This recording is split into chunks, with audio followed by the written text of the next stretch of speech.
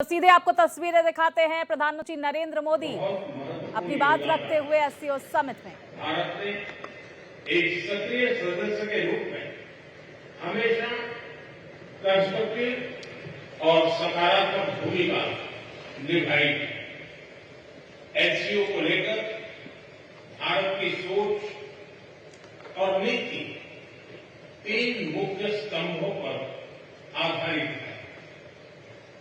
SCO, S security, C connectivity, O opportunity.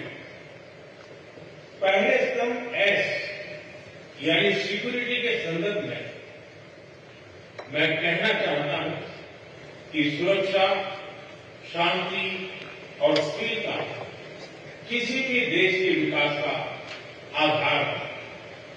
किंतु इस मार्ग में आतंकवाद, अलगाववाद और अतिवाद बड़ी चुनौतियां हैं। आतंकवाद सिर्फ किसी देश की सुरक्षा ही नहीं बल्कि पूरी मानवता के लिए एक साझा चुनौती है। कोई देश, कोई समाज, कोई नागरिक अपने आप को इससे सुरक्षित नहीं समझ सकता। इसलिए आतंकवाद से लड़ाई में भारत ने एकजुटता पर बल दिया। इसमें एससीओ रेट्स की बहुत महत्वपूर्ण भूमिका रही। इस वर्ष भारत ने ज्वाइंट इंफॉर्मेशन ऑपरेशन को लीड करते हुए अल-कायदा और इससे जुड़े आतंकी संगठनों से लड़ने का इनिशिएटिव किया। हमने रेडिकलाइजेशन के विरुद्ध समन्वय बढ़ाने और मिलकर कदम उठाने का भी प्रस्ताव रखा। टेरर फाइनेंसिंग के खिलाफ आवाज उठाई। इसमें मिले समर्थन के लिए मैं आभार व्यक्त करता हूं। एक्सेलेंसी, भारत पिछले 4 दशकों से निर्मम आतंकवाद का दंश झेल रहा है। कितनी ही माताओं ने अपने बच्चे खोए और कितने बच्चे अनाथ हो गए। हाल ही में हमने पहलगाम में टेररिज्म का बहुत ही घिनौना रूप देखा। इस दुख की घड़ी में जो मित्र देश हमारे साथ खड़े रहे, मैं उनका आभार व्यक्त करता हूं। यह हमला केवल भारत की अंतरात्मा पर ही आघात नहीं था, यह मानवता में विश्वास रखने वाले हर देश, हर व्यक्ति को खुली चुनौती थी। ऐसे में प्रश्न उठना स्वाभाविक है, क्या कुछ देशों द्वारा आतंकवाद का खुलेआम समर्थन हमें स्वीकार्य हो सकता है? एक्सेलेंसी, हमें स्पष्ट रूप से और एक स्वर में कहना होगा कि आतंकवाद पर कोई भी डबल स्टैंडर्ड स्वीकार्य नहीं होंगे। हमें मिलकर आतंकवाद का हर रंग में, हर रूप में विरोध करना होगा। ये मानवता के प्रति हमारा दायित्व है। एक्सेलेंसी, अब मैं दूसरे स्तंभ C यानी कनेक्टिविटी पर अपने विचार रखना चाहूंगा। भारत का हमेशा से मत रहा है कि मजबूत कनेक्टिविटी से केवल व्यापार ही नहीं बल्कि विश्वास और विकास के द्वार भी खुलते हैं।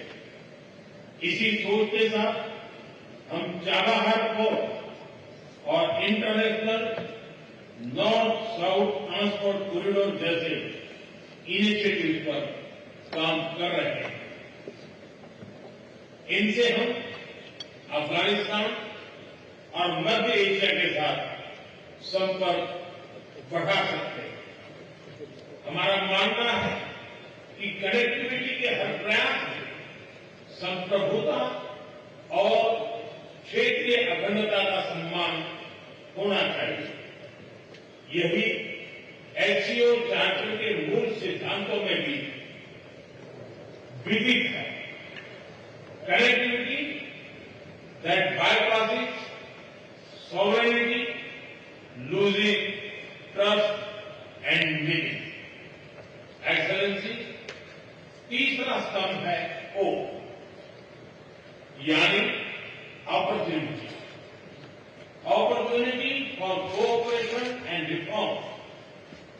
2023 में भारत की अध्यक्षता के दौरान नई ऊर्जा और विचारों का संचार हुआ। स्टार्टअप और innovation, traditional medicine, youth empowerment, digital inclusion और शेयर्ड बुद्धिस्ट हेरिटेज जैसे नए विषयों को अपने सहयोग में जोड़ा। हमारा प्रयास था कि एससीओ को सरकारों के परे भी ले जाए। सामान्य मानवी, यंग साइंटिस्ट, स्कॉलर्स और स्टार्टअप को भी आपस में जोड़े। हमारे पीपल टू पीपल टाइम को दृढ़ता देने के लिए मैं आज एक और सुझाव रखना चाहूंगा। एससीओ के अंतर्गत एक सिविलाइजेशन डायलॉग फोरम बनाया जाए। इससे हम अपनी प्राचीन सभ्यताओं, कला, साहित्य और परंपराओं को वैश्विक मंच पर साझा कर सकते हैं। एक्सेलेंसी, आज भारत रिफॉर्म, परफॉर्म, ट्रांसफॉर्म के मूल मंत्र पर आगे बढ़ रहा है। कोविड हो या वैश्विक आर्थिक अस्थिरता, हमने हर चुनौती को अवसर में बदलने का प्रयास किया। हम लगातार वाइड रेंजिंग रिफॉर्म पर काम कर रहे हैं। इस देश में विकास के साथ साथ अंतर्राष्ट्रीय सहयोग के लिए भी नए अवसर खुल रहे हैं। मैं आप सभी को भारत की विकास यात्रा से जुड़ने के लिए आमंत्रित करता हूं। एक्सेलेंसी, यह खुशी की बात है कि एससीओ भी समय के अनुरूप इवॉल्व हो रहा है। ऑर्गेनाइज्ड क्राइम, ड्रग ट्रैफिकिंग और साइबर सिक्योरिटी जैसे समकालीन चुनौतियों से निपटने के लिए 4 नए केंद्र बनाए जा रहे हैं। हम इस रिफॉर्म ओरिएंटेड माइंडसेट का स्वागत करते हैं। वैश्विक संस्थानों में रिफॉर्म के लिए एससीओ सदस्य आपसी सहयोग बढ़ा सकते हैं। संयुक्त राष्ट्र की 80वीं वर्षगांठ के अवसर पर हम एकमत होकर यूएन रिफॉर्म का आह्वान कर सकते हैं। ग्लोबल साउथ की आकांक्षाओं को आउटडेटेड फ्रेमवर्क में कैद रखना भावी पीढ़ियों के प्रति घोर अन्याय है। नई पीढ़ी के बहुरंगी सपनों को हम पुराने जमाने की ब्लैक एंड व्हाइट स्क्रीन पर नहीं दिखा सकते। स्क्रीन बदलनी ही होगी। एचसीओ मल्टीलेटरलिज्म और इंक्लूसिव वर्ल्ड ऑर्डर का मार्गदर्शक बन सकता है। मुझे खुशी है कि इस महत्वपूर्ण विषय पर आज एक स्टेटमेंट जारी किया जा रहा है। एक्सेलेंसी, हम सभी पार्टनर्स के साथ समन्वय और सहयोग के साथ आगे बढ़ रहे हैं। मैं एससीओ के अगले अध्यक्ष किर्गिस्तान के राष्ट्रपति और मेरे मित्र प्रेसिडेंट जपारोव को शुभकामनाएं देता हूं। बहुत बहुत धन्यवाद।